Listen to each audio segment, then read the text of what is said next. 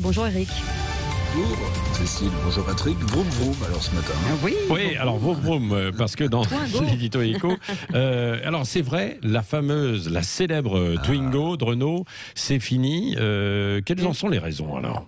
Ben oui, la Twingo, la petite citadine, hein, pas chère, pratique, polyvalente. Oui, Patrick, Cécile, c'est fini. Elle avait été lancée, je ne sais pas si vous vous en souvenez, bon j'ai regardé pour m'en souvenir, en 1992 par Renault. Ben voilà. Cette voiture avait fait les beaux jours de la marque aux losanges. Mais il y a deux raisons. Il y a d'abord les nouvelles normes de pollution mises en place par l'Europe, et puis la fin du partenariat, je vais y revenir, industriel avec Mercedes. Tout ça a condamné la Twingo qui va rentrer au musée. Bon, on peut voir les choses comme ça. Alors c'est un peu absurde, a reconnu Luca Di Meo, le patron de Renault. Il a raison, hein, c'était une voiture populaire. Il y avait de la demande, mais la dernière version sera bien la Twingo 3 pour les historiens de la marque, développée donc conjointement avec la Smart Fortune Mercedes. Oui. Mais voilà, la production de cette Smart, vous savez d'où elle va ? Elle part de Lorraine pour aller en Chine. Vous voyez, le monde d'après change peu. La mondialisation avant la crise sanitaire ressemblera à la mondialisation après la crise.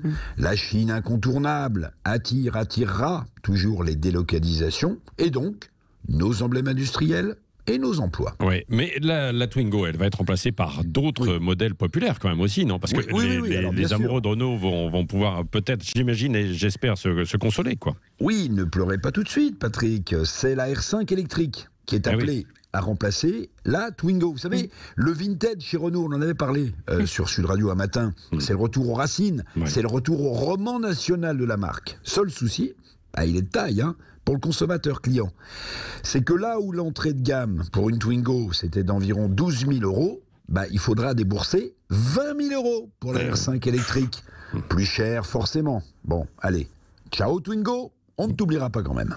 Non, évidemment, il y en a certains. Bon, alors cela dit, elle ne va pas disparaître du paysage parce qu'il y a quand même c'est le marché de l'occasion qui continue de cartonner et qui sans doute la fera vivre et survivre encore un petit peu cette Twingo, voiture pas chère. La Twingo, comme tous les modèles thermiques à essence, sont condamnés par la montée en puissance de l'électrique aujourd'hui et peut-être des moteurs à hydrogène demain. Mais surtout, toutes ces voitures, quand même, petites, moyenne gamme, sont considérées comme polluantes. Et je vous assure que quand vous regardez l'évolution des normes de Bruxelles en matière de pollution, il y a plus d'un patron de marque qui a les cheveux tout blanc et tout dressé sur la tête. D'autant que, à mon avis, c'est pas fini quand même ce dossier, parce que on parle du tout électrique, mais on voit qu'on a de plus en plus de mal à s'alimenter en électrique globalement, et en plus de ça, on est loin d'avoir un déploiement sur tout le territoire. Sur tout le territoire, mais vous savez qu'il y a un plan européen, on verra ce qu'il en restera après la crise, mais il y a un plan européen de développement de bornes électriques un peu partout sur le vieux continent.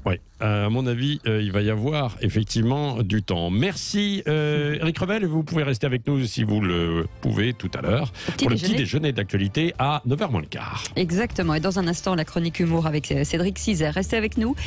Bienvenue, c'est le Grand Matin Sud Radio, il est 8h27.